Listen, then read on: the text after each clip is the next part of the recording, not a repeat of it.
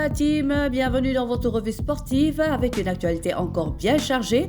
On démarre tout de suite avec le dossier qui secoue le football sénégalais. Le feuilleton Pape Thiaw continue. Au lendemain de son éviction, le président de la Fédération sénégalaise de football, Abdoulaye Fall, est sorti du silence.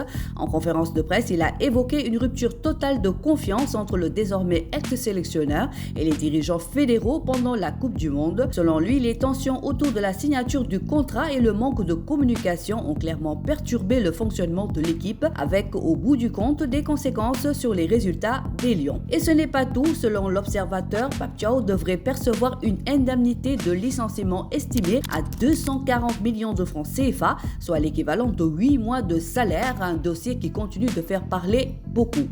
Pendant ce temps, les Lions poursuivent leur préparation pour la CAN 2026 après une première victoire face à l'Égypte. Elles se sont inclinées 1-0 lors du second match amical, un revers sans conséquences majeures puisque l'objectif reste d'arriver prête au rendez-vous continental prévu au Maroc. Et dans le staff des Lions, ça bouge également. Le préparateur physique Mathurin Dionou quitte la sélection pour rejoindre le FC Metz, une nouvelle étape dans la carrière de ce technicien reconnu.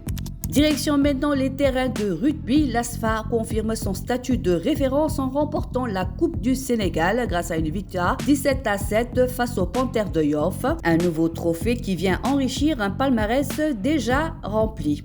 Enfin, en volleyball, l'université Gaston Berger signe une saison exceptionnelle.